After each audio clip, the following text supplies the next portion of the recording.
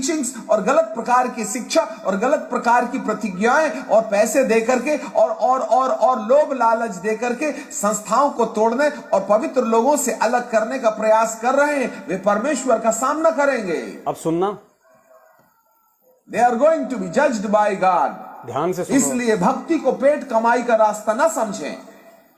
ये समय नहीं है अंत के दिनों में पैसा इकट्ठा करने का और 4 रोटी के लिए गलत सिद्धांतों को वेलकम करने का समय खत्म। 4 रोटियों के लिए भक्ति को पेट कमाई का धंधा मत बनाओ, ये समय नहीं है। अंत के समय में सामना करना पड़ेगा परमात्मा का। ध्यान से सुनो। का काम मेरे पवित्र स्थान से शुरू करो, जो झूठी शिक्षाएं दे दे करके साधारण लोगों को गुमराह कर रहे हैं। जितने लोग फॉल्स टीचिंग्स और गलत प्रकार की शिक्षा और गलत प्रकार की प्रतिज्ञाएं और पैसे दे करके और लोभ लालच दे करके संस्थाओं को तोड़ने और पवित्र लोगों से अलग करने का प्रयास कर रहे हैं, वे परमेश्वर का सामना करेंगे।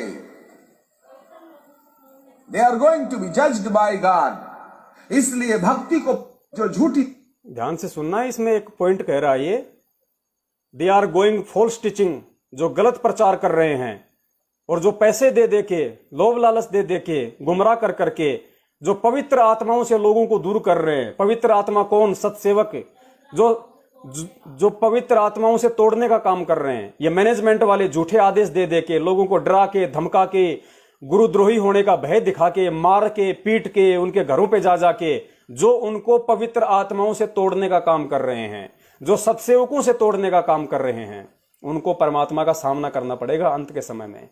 और भक्ति को पेट कमाई का साधन मत समझो। अब आगे देखना क्या होगा। में खड़े हुए हैं जो परमेश्वर के दास के नाम से जाने जाते हैं, उनके गिरने का समय आ गया है, क्योंकि परमेश्वर ऐसे झूठे सेवकों को कलीसिया से अलग कर देगा। मारने का काम मेरे पवित्र स्थान से शुरू करो, जो झूठी शिक्षाएं दे दे करके साधारण लोगों को गुमराह कर रहे हैं। जितने लोग फॉल्स टीचिंग्स और गलत प्रकार की शिक्षा और गलत प्रकार की प्रतिज्ञाएं और पैसे दे करके और लोभ लालच देकर और गलत प्रकार की प्रतिज्ञाएं और पैसे दे करके और लोभ लालच दे करके संस्थाओं को तोड़ने और पवित्र लोगों से अलग करने का प्रयास कर रहे हैं, वे परमेश्वर का सामना करेंगे। पवित्र लोगों से तोड़ने का काम कर they are going to be judged by God. इसलिए भक्ति को पेट कमाई का रास्ता ना समझें। ये समय नहीं है अंत के दिनों में पैसा इकट्ठा करने का और 4 रोटी के लिए गलत सिद्धांतों को वेलकम करने का समय खत्म हो गया है। 4 रोटियों के लिए गलत सिद्धांतों को वेलकम करने का समय खत्म हो गया है। 4 रोटी के लिए यानी माया प्राप्ति के लिए, सुख सुविधाओं के लिए, अपनी अय्यासियों के लिए गलत सिद्धांतों को वेलकम करने का समय नहीं है। तो आज संत रामपाल जी महाराज जी की संगत में माया प्राप्ति के लिए गलत सिद्धांतों को वेलकम कौन कर रहा है? भक्ति में राजनीति को किसने घुसाया? इस गलत सिद्धांत को किसने वेलकम किया? गुरुदेव ने तो सन 1994 से 2014 तक कभी भी राजनीति को वेलकम नहीं किया। ये किसने वेलकम किया इस गलत सिद्धांत को? गुरुजी के टाइम में क्या कभी जाट आरक्षण नहीं हुआ था? हरियाणा में खूब हुए थे। गुरुजी ने कभी किसी को आदेश नहीं दिया जाट आरक्षण में जाने का। इन गलत सिद्धांतों को गुरुजी के जेल जाते ही किसने वेलकम किया? इसने। गुरुजी ने तो कभी भी गुंडों की सीबीआई जांच का समर्थन नहीं किया। गुरुजी के जेल जाते ही इस गलत सिद्धांत को किसने वेलकम किया? आनंदपाल सिंह की सीबीआई जांच के लिए भक्तों को जगत वालों के साथ किसने बैठाया? किसने उनको 5 लाख का चेक दिया? ये रक्तदान, देहदान, ये गलत सिद्धांतों को किसने वेलकम किया? ये सब कुछ इसी संगत में हो रहा है। ये सारी भविष्यवाणियां इसी संगत के लिए हैं। और अंत के दिनों में 2.5 साल बाद, 2.5 साल के पीरियड में इन सब लोगों को अपने हिसाब किताब चुकती करना पड़ेगा। कर लो मौज मस्ती 6 महीने और, संगत के दान पे और हराम के टूक तोड़ लो, गाड़ियों में घूम लो, कोई दिक्कत नहीं। बैतूल में जो स्विमिंग पूल बना दिए तुमने आश्रम में 2, उनमें नहा लो डुबकियां लगा लगा के, कोई दिक्कत नहीं। अंत के दिनों में तुमने सामना करना पड़ेगा परमेश्वर का, क्योंकि तुम फॉल्स टीचर हो। तुम संगत में गलत प्रचार कर रहे हो, तुम भक्तों को, सत्सेवकों से तोड़ रहे हो। जितने भी संस्थाएं गलत सिद्धांत लेकर के खड़ी हैं, उनके पास में बांटने के लिए बहुत पैसा है, और जो लोग सही सिद्धांत पर खड़े हैं वो आज भी प्लास्टिक और एल्यूमिनियम का कटोरा लेके गलत सिद्धांतों पे चलने वाली संगत के पास में आज खूब पैसा है। और आज भी जो अपने सही सिद्धांतों पे चल रहे हैं, जो गुरुजी के वचन पे चल रहे हैं, जो सत्सेवक हैं, आज भी वो प्लास्टिक का कटोरा लेके खड़े हैं, यानी हैंड टू माउथ है। ये हकीकत है, सुन ले। पवित्र स्थान से शुरू करो, जो झूठी शिक्षाएं दे दे करके साधारण लोगों को गुमराह कर रहे हैं। जितने लोग फॉल्स टीचिंग्स और गलत प्रकार की शिक्षा और गलत प्रकार की प्रतिज्ञाएं और पैसे दे करके और लोभ लालच दे करके संस्थाओं को तोड़ और पैसे दे करके और लोभ लालच दे करके संस्थाओं को तोड़ने और पवित्र लोगों से अलग करने का प्रयास कर रहे हैं, वे परमेश्वर का सामना करेंगे। They are going to be judged by God। इसलिए भक्ति को पेट कमाई का रास्ता ना समझें। ये समय नहीं है अंत के दिनों में पैसा इकट्ठा करने का और 4 रोटी के लिए गलत सिद्धांतों को वेलकम करने का समय खत्म हो गया है। आज जितने भी आपको भी ये वीडियो मिलने से पहले उस परमपिता परमेश्वर ने पिछली बार संगत में संदेशा दिलवाया था कि हम सत्सेवक भले हैंड टू माउथ हैं, लेकिन कुछ एक आत्माओं पे परमात्मा ने रजा बख्शी हुई है। और परमात्मा ने आपको ध्यान हो, ये वीडियो तो दास को आज मिला है, 2 दिन पहले। 1 महीने पहले परमात्मा ने साईं इतना दीजिए जिसमें कुटुंब समाव, हम भी भूखे ना रहें, अतिथि न भूख हो जाए, इस वाणी पे पूरा लाइव प्रोग्राम करवाया था। और यही संदेशा दिलवाया परमात्मा ने कि अंत के दिनों का समय चल रहा है, पैसे मत जोड़ो। अगर तुम्हारे घर में पैसे हैं 10-15 हजार से ज्यादा मत रखो, भगवान पे विश्वास रखो। अगर मर्यादा में रह के भक्ति करोगे, परमात्मा कहीं से भी तुम्हारा काम निकलवाएगा। और तुम्हारे घर में जो अनाप शनाप जो पैसा रखा हुआ है, अनाप शनाप जो सोना चांदी, उसको बेच दो। आने वाले समय में वो मिट्टी के भाव हो जाएगा, उसको कोई नहीं खरीदेगा। अभी समय है, जिसके घर में सोना चांदी रखी है उसको बेच डालो और अपने भगत भाई बहनों की हर संभव मदद करो। जो दुखी है, जो परेशान है, उनकी मदद करोगे, परमेश्वर प्रसन्न होगा। और परमेश्वर कहते हैं देते को हर देत है जहां तहां से आण। अगर तुम मजबूरी में किसी भाई बहन की सेवा करोगे, उसकी मदद करोगे निस्वार्थ भाव से, तो आने वाले समय में देते को हरि देत है जहां तहां से आण, कहीं से भी देगा परमात्मा। मुसीबत में तुम्हारी भी सहायता करेगा। और मालिक कहते हैं कि धर्म तो दापे नहीं ये प्राणी परपंच, और आस बिरानी क्यों करे तने दिया हो तो संच। आज अगर तुम दोगे अपने घर से उस गोबर को, उस माया को तुम घर से बाहर निकालोगे, तो आने वाले समय में परमात्मा देगा कि आस बिरानी क्यों करे तने दिया हो तो संच। तूने किसी को दिया हो, किसी की मदद की हो, तो परमेश्वर आज तेरे को देगा। तो हम सत्सेवकों में भी बहुत सारी कमियां हैं, उनको दूर करो पुण्यात्माओं। इस मालिक की वाणी से ज्यादा हमारे घर में धन नहीं होना चाहिए कि साईं इतना दीजिए जिसमें कुटुंब समाव, हम भी भूखे ना रहें, साधु न भूख हो जाए। बाकी मदद करो। ये वीडियो तो दास को 2 दिन से मिला है। परमात्मा ने तो भगत भाई बहनों को अपने 10वें अंशकार दान का सदुपयोग करने के लिए पहले ही वीडियो बनवा दिया। अगर पहले ये वीडियो होता तो मैं आपको पहले दिखा देता, ये वीडियो आपको और ज्यादा हिम्मत मिलती। लेकिन परमेश्वर दास को जो चला रहे हैं, अपनी प्रेरणा से चला रहे हैं। दास अपनी मर्जी से एक शब्द भी नहीं बोलता है। जितना परमात्मा दास को प्रेरणा करते हैं, आज मेरा विषय ये नहीं था। आज मेरा विषय बाइबल की दूसरी भविष्यवाणियां थी, इनसे हटके। लेकिन परमात्मा ने क्या बुलवा दिया, किस मैटर पे बुलवा दिया, एंड अंतिम समय में परमात्मा ने पूरा सब्जेक्ट चेंज कर दिया। क्योंकि लाइव आने से आधा घंटा पहले मेरे पास में वो कोरोना का वीडियो आया था, जो मैंने आपको सबसे शुरू में दिखाया है। उस वीडियो को लेके फिर परमात्मा ने पूरे सब्जेक्ट को डाइवर्ट कर दिया। आपको जो मैं सुना रहा हूं, ये आज का मेरा सब्जेक्ट नहीं था। आज का सब्जेक्ट लाइव प्रोग्राम का दूसरा था, जिसपे 3 घंटे हमने बोलना था। अब वो परमात्मा अगली बार बुलवाएंगे। लेकिन जो परमेश्वर ने करवाना होगा वही होगा। आप और मेरी नहीं चलेगी बिल्कुल भी, क्योंकि बुलवाने वाला परमात्मा है। आप और हम केवल निमित्त बन के बैठे हुए हैं। हमारी कोई औकात नहीं, हम 2 कौड़ी के जीव हैं। हमें अपनी औकात का अच्छे से पता है।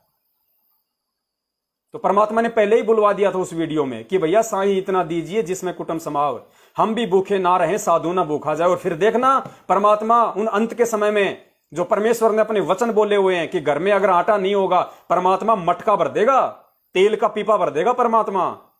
और वो परमात्मा ने वाणी बोली है, तो पुण्यात्मा वो समय भी आएगा, वो विपत्ति का समय भी आएगा। और परमेश्वर अपनी वाणी के अनुसार अपने बच्चों को विश्वास दिलाने के लिए, आप देख लेना, जो सत भक्ति कर रहे हैं, जो सत्सेवक हैं, जो मर्यादा में हैं, परमेश्वर उनके आटे का पीपा भरेगा। ताकि उन आत्माओं का और दृढ़ विश्वास हो भरेगा उनका, जो आज अपने घर से खजाना खाली करेंगे, जो उस माया रूपी गोबर को आज अपने घर से बाहर निकालेंगे, जिन्होंने अपने घर में 10वें अंश को रखा हुआ है, जिन्होंने दान के पैसे रखे हुए हैं, जिनके घर में अनाप शनाप सोना चांदी रखा हुआ है, उस काल को अपने घर से बाहर निकालेंगे, उसको बेचेंगे। और परमेश्वर ने जो सुविधा शुरू करवाई है, ये पुण्यात्माओं मैंने या कोई कजोड़ भगत जी ने या कोई मधु बहन ने अपनी तरफ से नहीं किया, और ना हम आपसे कोई पैसा रहेगा, लेकिन आप उस पैसे को परमेश्वर को दंडोत करके और कजोड़ भगत जी या मधु बहन के पास में लिखवा दो कि भगत जी मेरे पास में 10वें अंश का 20,000 है, 50,000 है, मैं भगत समाज की 1 लाख रुपए तक की मदद करना चाहता हूं उधार। उनसे एंट्री करवा दो, ताकि जब भी संगत में किसी को जरूरत होगी आप लोगों को परमात्मा निमित्त बना देगा। और देखो कितनी बड़ी दया, पैसा आपके घर में ही है, आपने केवल परमात्मा को संकल्प करना घर पे कि परमात्मा।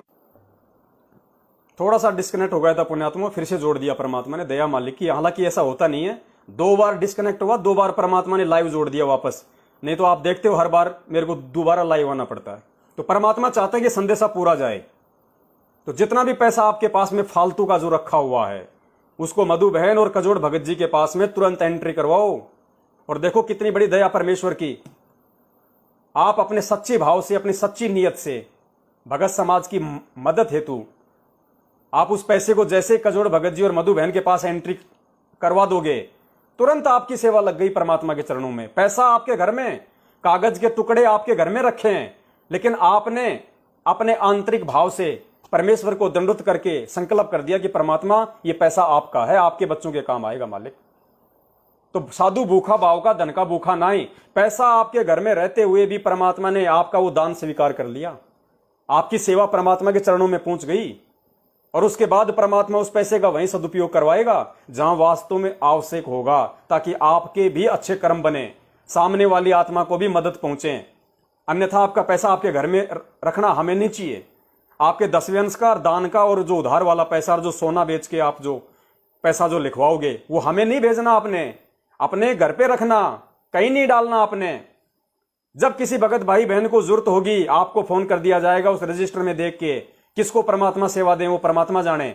जिसका नंबर आ गया उसी को परमात्मा फोन करवा देंगे कि भगत जी इस भाई को जरूरत है, ये लो इसका फोन नंबर, ये लो इसके खाता नंबर, डायरेक्ट बात करो और उस भाई के खाते में डालो। ये सेवा चलेगी पुण्यात्माओं। आपके भी पुण्य, सामने वाले की भी मदद हो रही है। ना आपके मन में कोई दोष, ना कोई छल कपट कि हमने तो पवनदास के खाते में डाल दिए थे, हमने तो कजोड़ भगत जी के खाते में डाल दिए थे, पता नहीं सेवा लगी कि नहीं लगी। आप अपने घर पे रखो उन कागज के टुकड़ों को, उस गोबर को हमें नहीं देना, उस गोबर की हमें कोई जरूरत नहीं है, हम तो उस गोबर से दूर रहना चाहते हैं। उस गोबर को, उन कागज के टुकड़ों को आप अपने घर में रखो, लेकिन परमेश्वर को संकल्प कर दो कि परमात्मा ये 10वां अंश और दान का पैसा आज ही आपके चरणों में रख दिया मालिक। जब भी किसी भगत भाई बहन को जरूरत होगी, परमात्मा ये पैसा वहीं जाएगा। और रजिस्टर में एंट्री करवा दो, वो सेवा आपकी लिखी गई परमात्मा के चरणों में। क्योंकि इस समय पुण्यात्माओं, इस परमपिता परमेश्वर सतगुरु रामपाल जी महाराज जी की लाखों की संगत में से यदि परमेश्वर ने किसी आत्माओं को निमित्त बना रखा है अपने इस मार्ग में, तो केवल वो सत्सेवक हैं और कोई नहीं है। और इन्हीं के मार्फत परमात्मा अपनी सेना तैयार कर रहे हैं आने वाले समय के लिए, जो परमेश्वर के नजदीक भी रहेंगी और जो परमेश्वर की हर क्षेत्र में सेवा भी करेंगी।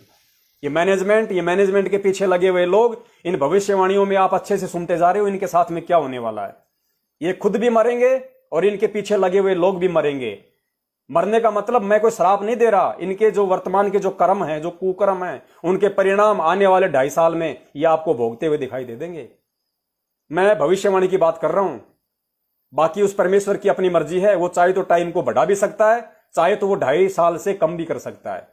क्योंकि एडमिन भक्ति मार्ग का बंदी छोड़ सतगुरु रामपाल जी महाराज है, और एडमिन के हाथ में ऑप्शन होता है कम ज्यादा करने का। लेकिन अकॉर्डिंग टू भविष्यवाणियों के जो पूरा विश्व के भविष्य वक्ता बोल रहे हैं, उसके अकॉर्डिंग ऐसा होना ही होना है। बाकी उस परमेश्वर की मर्जी है। अगर कोई समय रहते समय याचना कर ले, ये मैनेजमेंट भी अगर नाक रगड़ ले, अपनी गलतियों की समय याचना कर ले, और ये पाप कर्म करने से अगर पीछे हट जाए और संगत को यदि सत्य रास्ते पे ले आए, तो परमात्मा इनको भी क्षमा करेगा, वो दयालु है। लेकिन ये नहीं करेंगे क्योंकि ये लूसीफर के एजेंट है, ये डायरेक्ट ये काल के एजेंट है, शैतान के गुलाम है। इनकी सेवा ही संगत को तोड़ने की है, जोड़ने की नहीं। तो इनके साथ वही होना है जो भविष्यवाणियों में लिख दिया गया है। और आप लोग खुशकिस्मत कि परमेश्वर ने तुम्हें बचा लिया, सत्सेवकों के साथ जोड़ दिया तुम्हें। गलत सिद्धांत लेकर के खड़ी हैं, उनके पास में बांटने के लिए बहुत पैसा है, और जो लोग सही सिद्धांत पर खड़े हैं वो आज भी प्लास्टिक और एल्यूमिनियम का कटोरा लेके खड़े हैं। याद रखिएगा, जो आत्मिक लोग हैं उनके पास बहुत पैसा नहीं होगा बांटने के लिए, वे केवल हाथ और मुंह की लड़ाई लड़ेंगे। और जिनके पास में गलत सिद्धांत होंगे उनके पास में अंधकार की शक्ति, इतनी ताकत और शक्ति। क्या बोल रहा है कि जो आत्मिक लोग होंगे, आत्मिक लोग कौन? जो आत्मा से, उस परमेश्वर से जुड़े होंगे, गुरुदेव से जुड़े होंगे, जो पवित्र होंगे, जो साफ होंगे, जिनमें कोई छल कपट नहीं होगा, उन लोगों के पास में ज्यादा पैसा नहीं होगा। वो सही सिद्धांतों पे चलने वाले लोग होंगे। दूसरी तरफ जो गलत सिद्धांतों पे चलने वाले लोग होंगे उनके पास अनाप शनाप पैसा होगा। और फिर वो क्या करेंगे देखिए, ऐसे पानी की तरह पैसा बहाने के लिए तैयार सिद्धांत हो, उनके पास में अंधकार की शक्ति है, इतनी ताकत और सिद्धांत हो। जो गलत सिद्धांतों पे चलेंगे उनके पास अनाप शनाप पैसा होगा। जैसे मैनेजमेंट वालों ने अरबों खरबों में लूटा संगत को, उनके पास में अंधकार की शक्ति होगी। अंधकार कौन? काल। उनके पास में अंधकार की शक्ति है, इतनी ताकत और शक्ति दे देंगे कि वह लोगों को सत्य रास्ते से भटकाने के लिए, ऐसे पानी की तरह पैसा बहाने के लिए उनके पास में अंधकार की शक्ति होगी, और वो लोगों को सत्य रास्ते से भटकाने के लिए पानी की तरह पैसा बहाएगा, पानी की तरह। आज इनके कोऑर्डिनेटरों को गाड़ी चाहिए, तुरंत निकलवाओ। साहब स्कॉर्पियो चाहिए, एल्टो पुरानी होगी, तुरंत निकलवाओ। साहब मकान बनवाना, इनको पता है कि मेरा गुलाम है, नामदान केंद्र चला रहा है, एजेंट है मेरा, मैनेजमेंट का ऊपर से आदेश आएगा महेंद्र भगोड़ेगा, पता है ना कि मेरा गुलाम टूट गया है तो मुझे कमा के कौन देगा। तुरंत एल्टो निकलाओ भाई, निकलाओ निकलाओ, कोई दिक्कत नहीं है। साहब टीवी फूट गया, एलसीडी लाऊंगा, तुरंत लेके आओ एलसीडी। संगत का दान है ना, अंधकार की शक्ति है। वो पानी की तरह पैसा बहाएंगे मैनेजमेंट वाले, संगत को खराब करने के लिए, संगत को बर्बाद करने के लिए पानी की तरह पैसा बहाएंगे। क्योंकि उनके पास पैसा भी तो हराम का आ रहा है, पानी की तरह आ रहा है, तो हराम का पैसा हराम के काम में जाएगा।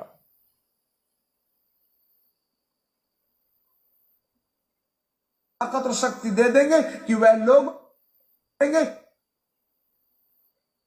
और जिनके पास में गलत सिद्धांत होंगे उनके पास में अंधकार की शक्ति है, इतनी ताकत और शक्ति दे देंगे कि वह लोगों को सत्य रास्ते से भटकाने के लिए, ऐसे पानी की तरह पैसा बहाने के लिए तैयार हो जाएंगे।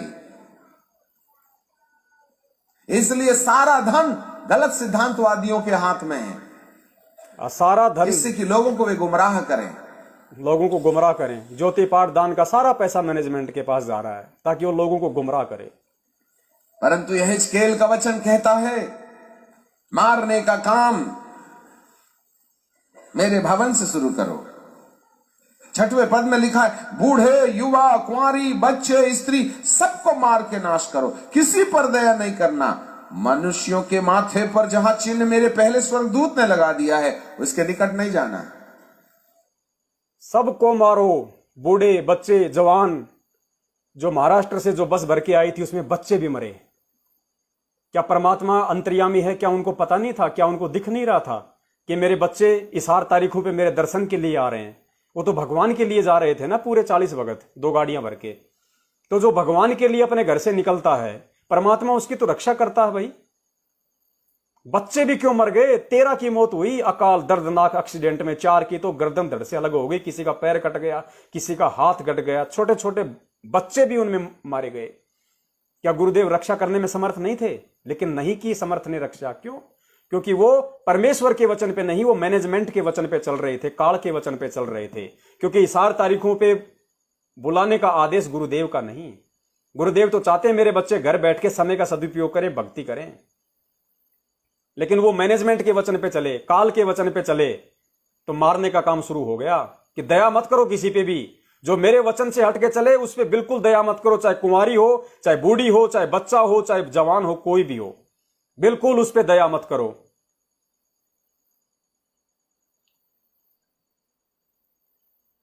मारने का काम मेरे भवन से शुरू करो।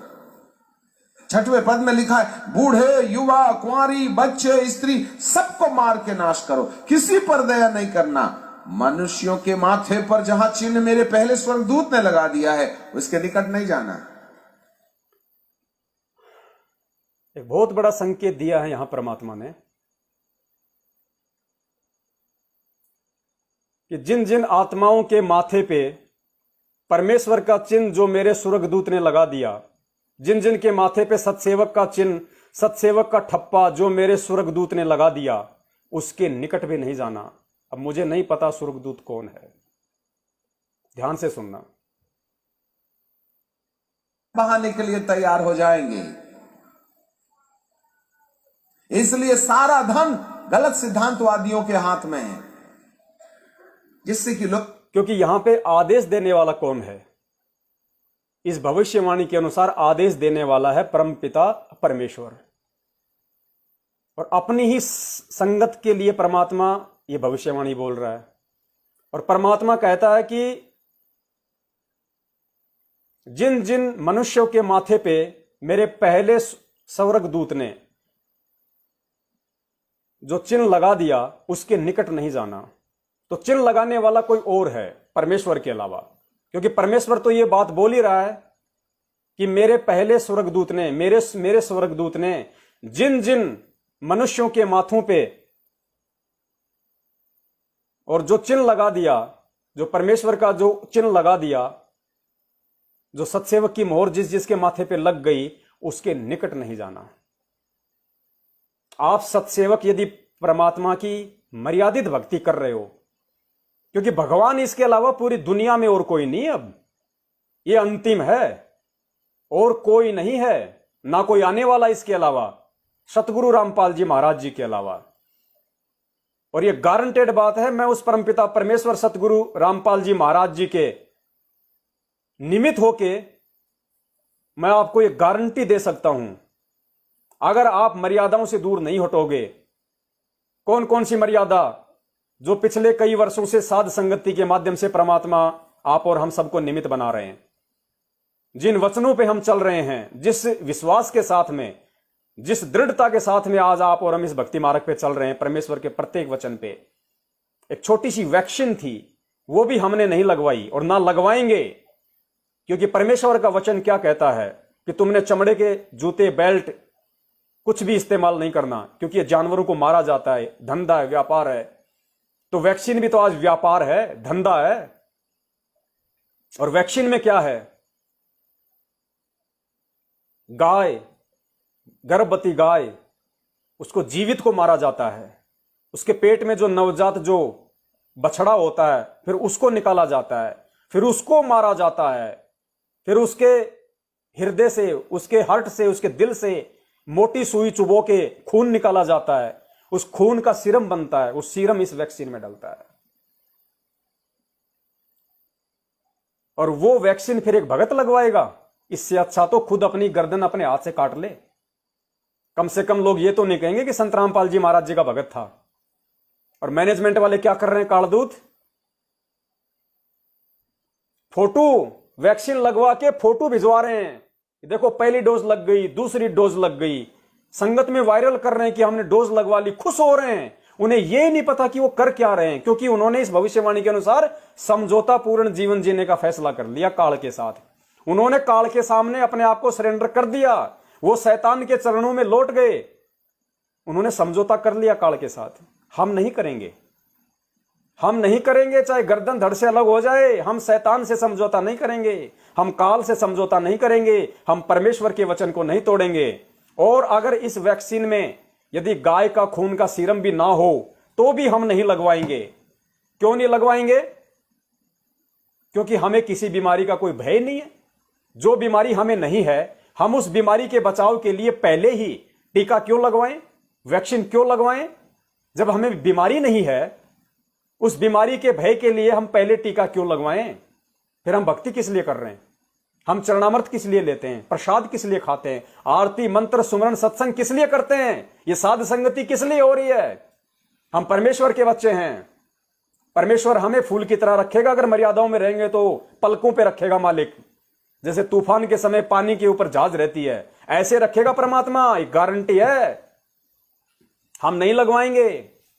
और ये दास तो यहां तक उस परमपिता परमेश्वर से प्रतिज्ञा कर चुका है, अगर किसी कारण से इस दास को भयंकर से भयंकर रोग भी हो जाए, ये दास अपने घर से बाहर नहीं निकलेगा, परमेश्वर के दरबार के आगे लेटा रहेगा कि परमात्मा अगर मैंने कोई गलती करी है तो परमात्मा मुझ नीच को सजा दो, यही आपके चरणों में।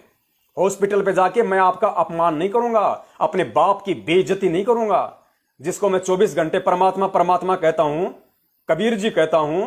और जब दुख तकलीफ संकट मेरे ऊपर आएगा, ऐसी कोई महामारी, तो मैं एक डॉक्टर पे विश्वास करूंगा, एक 2 कौड़ी के जीव पे मैं विश्वास करूंगा, उसकी 5 रुपए की दवाई पे मैं विश्वास करूंगा, अपने बाप से अविश्वास करके, जिसने उस डॉक्टर को भी बनाया, जिसने उस मेडिकल साइंस को भी जिसने बनाया। तो मेरा परमेश्वर मुझे कहता है कि नालायक, इतना विश्वासी बन कि जितना विश्वास तू एक डॉक्टर के द्वारा बनाई गई 5 रुपए की टेबलेट पे कर रहा है, उतना विश्वास अगर तू मेरी भक्ति पे कर ले, मेरे ऊपर कर ले, मैं तेरे को बीमारी ना होने दूं। क्योंकि विचार कर, जिस 5 रुपए की टेबलेट पे तू इतना विश्वास कर रहा है कि मेरा रोग ठीक हो जाएगा, उस टेबलेट को किसने बनाया? एक इंसान ने बनाया। और नालायक, उस इंसान को किसने बनाया? मेरे परमेश्वर ने बनाया। और उस परमेश्वर की दवाई पे अगर मैं विश्वास कर लूं, उसकी भक्ति पे विश्वास कर लूं, मेरे दरबार में घर पे जो चरणामृत रखा हुआ है उस पे अगर मैं इतना विश्वास कर लूं, कोई भी ऐसी अगर कोई संकट आया अगर मेरे प्रारब्ध का, तो हॉस्पिटल जाने के बजाय मैं परमात्मा के दरबार में मोदा लेट जाऊंगा, औंधा, कि परमेश्वर मारोगे तो आप मारोगे, बचाओगे तो आप बचाओगे। मारने वाला है भगवान, बचाने वाला है भगवान। मैं डॉक्टर पे विश्वास नहीं करूंगा 2 कौड़ी के जीव पे, क्योंकि जब डॉक्टर बीमार होता है तो वो भी ऊपर हाथ खड़े कर देता है कि हे परमात्मा आप ही बचाओ। तो इतना विश्वास जब तुझे हो जाएगा तो दुनिया की कोई भी ताकत नहीं है जो तेरे पास आके तुझे दुखी कर सके। इसलिए परमात्मा कहते हैं कि सतगुरु शरण शरणाई, शरण गए कछु भय नहीं व्यापे, रोग शोग छल छिद्र न व्यापे, सन्मुख न ठहराई। रोग शोग छल, रोग यानी रोग महामारियां, शोग यानी दुख, छल यानी कोई धोखाधड़ी मेरे भगत पे काम नहीं करेगी। रोग शोग छल छिद्र न व्यापे, दूरी जात रंगाई, बीर बेताल बाण ना लागे, यम के कोट ढहाई। 98 प्रकार की मूठ होती है, जंत्र मंत्र तंत्र वशीकरण मेरे भगत पे काम नहीं करेंगे, गुरुदेव कहते हैं। तो मैं अपने बाप पे अविश्वास क्यों करूं? मैं क्यों हॉस्पिटल की तरफ दौड़ूं? मेरा हॉस्पिटल मेरे परमात्मा का दरबार है, उससे बड़ा हॉस्पिटल दुनिया में नहीं है। जो दरबार मैंने अपने बाप का अपने घर पे लगाया हुआ है, फिर क्या मैं दीवारों के सामने आरती करता हूं?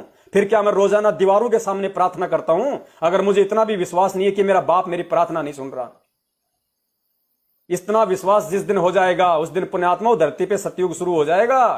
फिर सतयुग के प्राणी डॉक्टरों के पास नहीं जाते थे, सतयुग के प्राणी डॉक्टरों के पास नहीं जाया करते थे, सतयुग के प्राणी परमात्मा को याद करते थे ऐसे विपत्ति के समय में, और परमेश्वर तुरंत उनको लाभ दे देता था। तो आज परमात्मा सतयुग लाना चाह रहे हैं धरती पे, तो सतयुग लाने में सहयोग कौन करेगा? आप और हम नीचे तो करेंगे।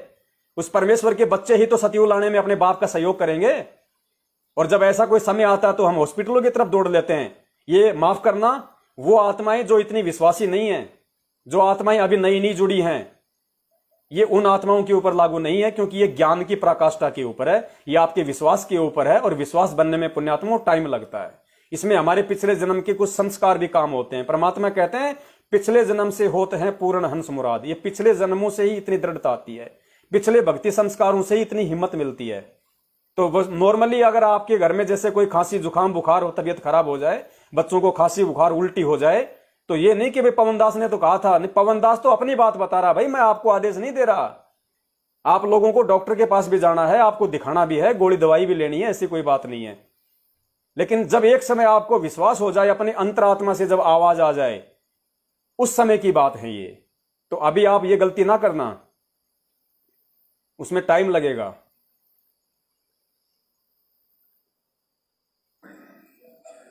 जिससे कि लोगों को वे गुमराह करें।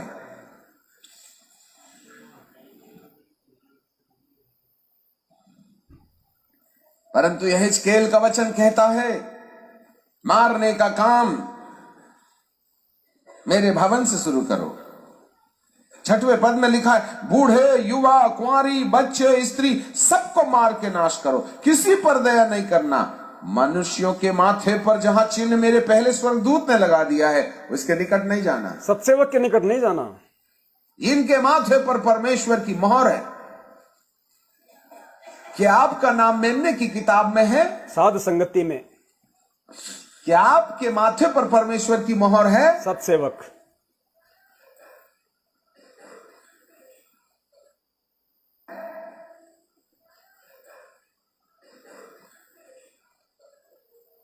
मेरे पवित्र स्थान से आरंभ करो। और उन्होंने पुर्रियों से आरंभ किए जो भवन के सामने थे। The first judgment will come upon the people of God. सबसे पहला न्याय पादरियों के ऊपर से आएगा। सबसे पहला न्याय पादरियों के ऊपर से आएगा। पादरी मतलब जो झूठी शिक्षा प्रचार करते हैं। कोऑर्डिनेटर, नामदान संचालक, सतलोक आश्रम मैनेजमेंट हरियाणा। पहला न्याय यानी पहला कहर, पहली विपत्ति, पहले दुख आने वाले समय में इनके ऊपर आएंगे अब, क्योंकि ये अब वो समय गवा चुके हैं ताकि इनको भगवान इनको माफ करता।